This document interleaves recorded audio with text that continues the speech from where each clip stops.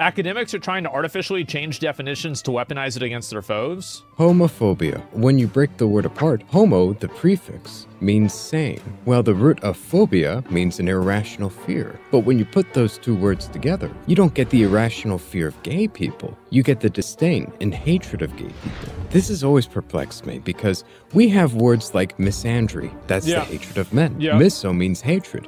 Ander means men. Misandry is the hatred of men. Misogyny. Miso means hatred. Gin means women. It actually, in Latin, it means a subscriber to Asmongold, but yeah. Misogyny is the hatred of women. But miso's nowhere to be seen. It's homophobia. Why is that? People like to joke about it all the time when they're accused of being homophobic. They say, well, I'm not scared of gay people. And then you have some idiot that simply screenshots Google and says, actually, it means the intense disdain or hatred of gay people. But this is actually a little rabbit hole in itself.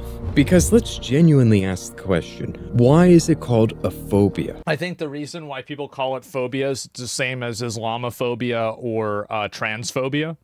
It's because it's supposed to label the person as being unreasonable or ridiculous, rather than it basically starts you at a position where you're on the back foot. That's the reason why. And also phobias are fundamentally irrational. Like I don't think it's really rational to be afraid of gay people. It's kind of like it's just not the right word to use, right? I mean, it's not really that complicated, is it? It's just not the right word. Why don't we address it as any other hatred, like the hatred of men or women? Why see a clear pattern that is clearly broken when it comes to homophobia? Well, when you look at the origins of the word, it comes from George Weinberg, who has a very funny name to say the least, who suggested that those who harbor prejudice against homosexuals are suffering from a psychological malady, an irrational state of the mind. And this is incredibly dangerous, because what happens when you find somebody who is mentally unstable? They are currently in an irrational state of mind, and they have this malady. What do you do with those people? In many instances, you can forcibly lock them up against their will. Because here's the power This is in the year 2050, they're going to put you in jail for being straight.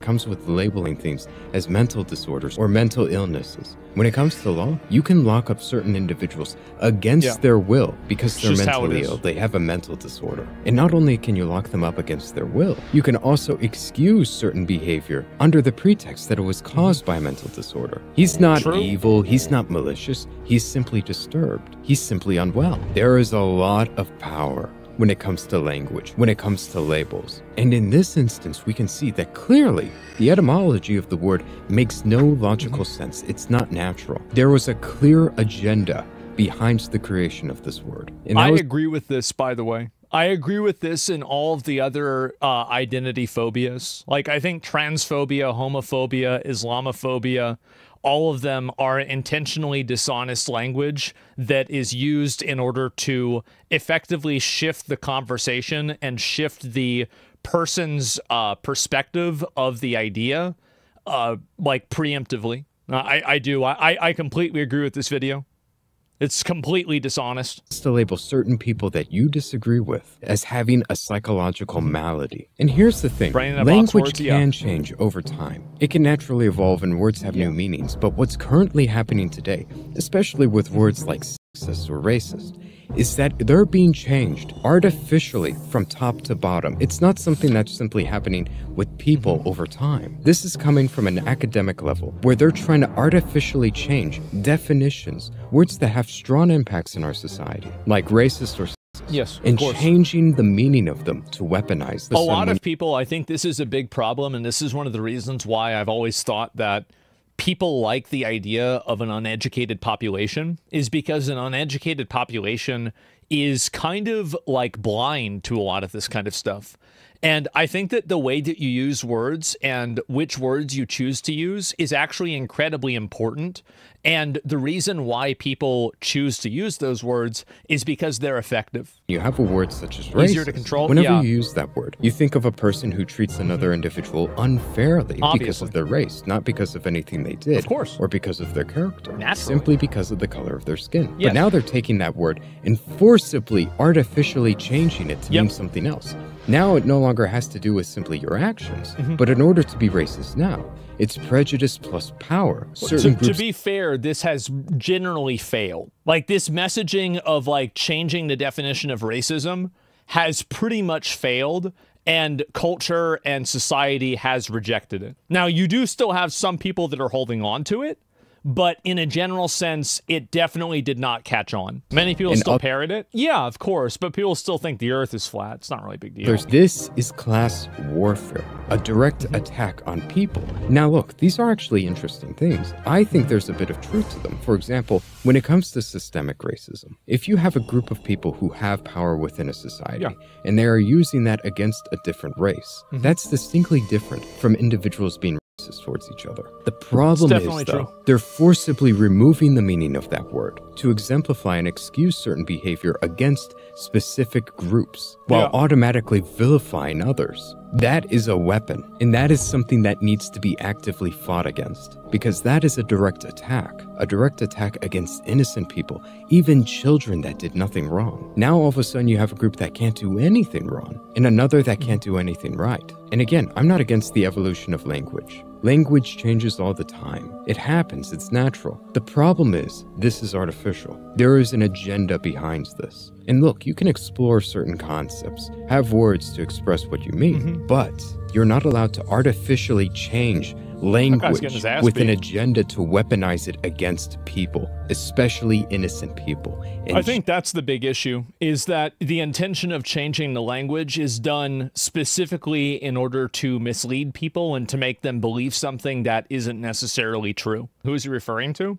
I think that it's mainly about institutional, like academic institutions that I think are the main progenitors of a lot of this, like, critical race theory and things that are surrounding that, and like redefining racism and then creating these new issues. I think it's primarily in the academic and HR places in the world, basically. And I think these are really just the same thing. And there are also people that are part of media that get into media because they want to use media as a vehicle to push this worldview. So that's basically it. It's basically DEI. I mean, yes, in a way, right? I mean, it's just redefining it. That is wrong, and that is exactly what the left is doing against us. We have to call this out for what it is. This is not natural. This is political. This is a direct attack against people. I've said this before, is that if you engage people on their grounds, you lose, because you are, by doing so, you're engaging in something that's fundamentally untrue. And I think that's one of the big issues that a lot of people on the internet have, is that people like the ones he's talking about, with, like, they're making up, like, saying, oh, you can only be racist to, like, you can't be racist to white people or whatever. If you engage them in that idea, you will lose, because this person, there is no, like, the idea of engaging another person is to have a communication of ideas. This other person has no intention or desire to communicate any ideas. They don't want to have a conversation. They don't want to listen to you. There is no string of words that you can put together that is going to make them change their mind. So why would you even waste any time at all talking to them? That's what my opinion is. Yeah, they don't rationalize, they have bad faith. Yeah, like, this isn't, like, this is a bad faith actor.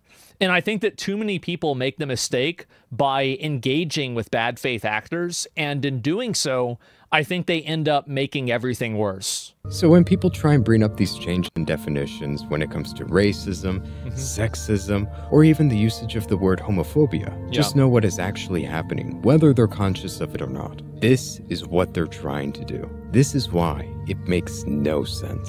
Well, it makes perfect sense. It's because they want to reframe people's disagreements with them as mental disorders, because that's easier for them to control. And it's easier for them to sideline people that they disagree with. That's it for this video. It's actually very shorter simple video, but I think one that's very important. I really hope it helps you. And if you enjoyed this video, I think you'll enjoy some of my other videos. Anyways, have a good one. That was a pretty good video. I'm going to be honest, like, especially for 5 minutes. It's only a 5-minute video. Holy shit. Yeah, I think that was really, really good. And this guy just wants you to be racist and homophobic, and it's obvious propaganda video for it. I think that you're engaging in the same type of dishonesty that he's talking about in this video.